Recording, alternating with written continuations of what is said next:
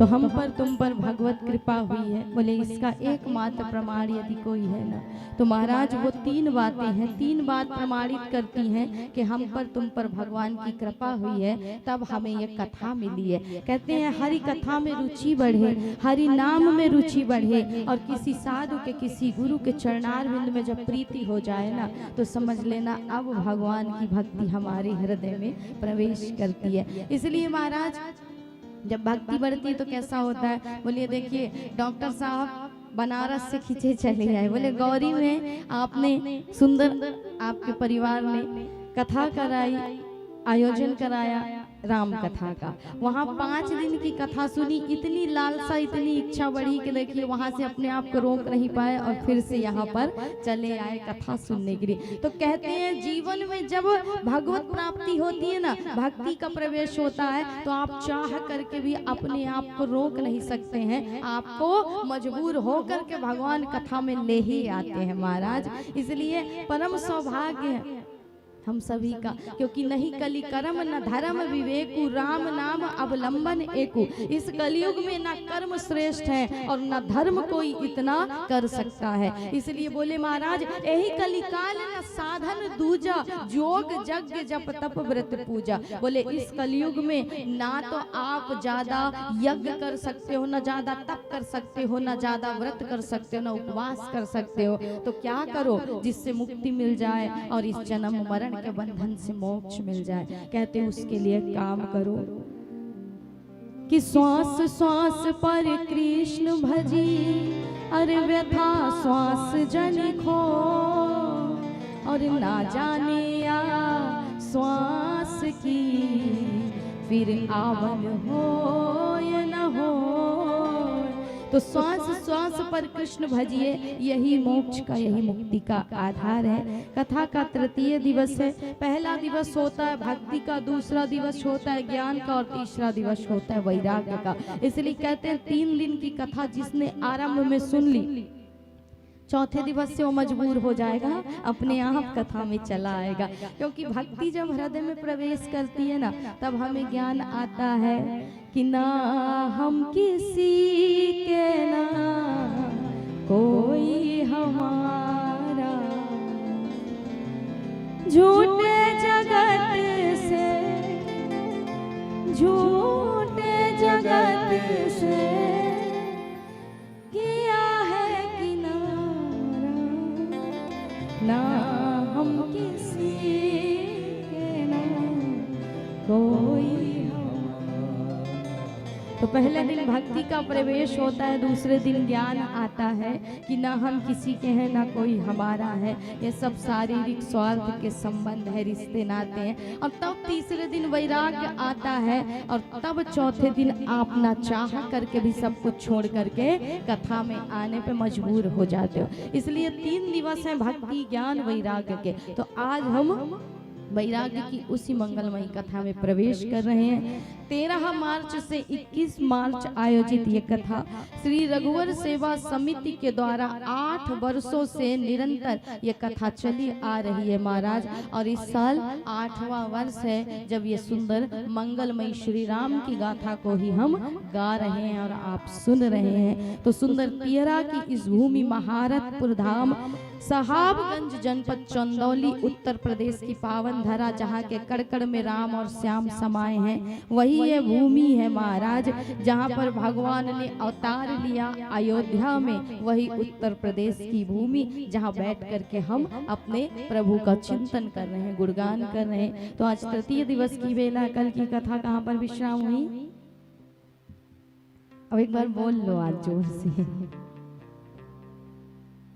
देखो नहीं बोलोगे तो भगवान से संबंध कैसे जुड़ेगा? क्योंकि कहते हैं ना कि जाने बिनु ना होए परतीति, जाने बिनु ना होए परतीति, बिनु परतीति होए नहीं प्रीति, बिनु परतीति होए नहीं प्रीति। श्री राम जय राम जय जय राम, श्री राम जय राम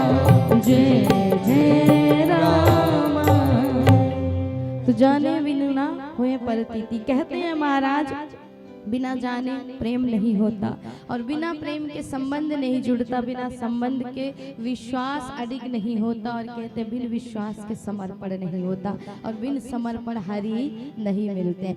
इसलिए मन का झुकना बहुत जरूरी है, तन को झुकाने से भगवान नहीं मिला करते हैं। तो शरीर को बिठाने से कथा में भगवान नहीं मिलेंगे, मन का संबंध, मन की लगन हरि से जोड़ने से हरि मिलते हैं। तो महाराज इसीलिए बोलते हैं, वैसे ज्यादा बोलना नहीं चाहिए, कहते हैं ज्यादा बोलने से आयु घटती है, लेकिन सांसारिक व्यथा बोलने से आयु घटती है, भगवान की कथा बोलने से नहीं घटती। नहीं तो तुम सोचो हम तो अल्पायु में ही चले जाएंगे, इतना बोलते हैं, लगातार बोलते हैं, पूरे महीने बोलते रहते हैं, 12 महीने बोलते रहते हैं महाराज। तो हमारी तो आयु कम हो जानी चाहिए। बोले हम कथा बोलते हैं, व्यथा नहीं बोलते हैं। व्यथा बोलने से आयु घटती है, कथा बोलने से आयु बढ़ती है। इसलिए कथा में बोलोगे तो आयु बढ़ेगी, बल बढ़ेगा, विद्या बढ़ेगी, बुद्धि बढ़ेगी, ज्ञान आएगा, विवेक आएगा, सुख आएगी, हर कामना पूर्ण होगी। पर व्यथा बोलोगे तो सब कुछ घट जाएगा। तो जोर से एक बार बोलो, कल की कथा कहाँ पर विश्राम हुई? अब देखो पूरी कथा पूछेंगे तो तुम अटक जाओगे। अब इसीलिए विश्राम पूछते हैं केवल हम अक्सर जहाँ भी कथा करते हैं हम विश्राम को ही पूछते हैं, महत्व देते हैं। क्यों? क्योंकि अगर पूरी कथा पूछ दिए ना तो यहाँ कथा ही नहीं हो पाएगी महाराज, क्योंकि तुम कल की ही नहीं बता पाओगे तो आज की कैसे आरंभ होगी। इसलिए बीच बीच में बोल भी लिया करो। कहाँ पर विश्राम? देखो हमारा मुंह देखने से कल्याण नहीं होगा। तुम हमारा मुंह देखते रहते हो टकटकी लगा करके, हमारा मुख देखने से कल्याण नहीं होगा। कहते हैं हनुमान जी जब लंका पहुंचे थे माँ सिया के पास, सिया के सामने मुद्रिका फेंकी तो माँ सिया ने उस मुद्रिका को देख करके कहा, हे राम कथा कहने वाले मेरे सामने आ। हनुमान जी सामने आए तो सिया ने क्या किया? माता सीता ने मुख फेर लिया।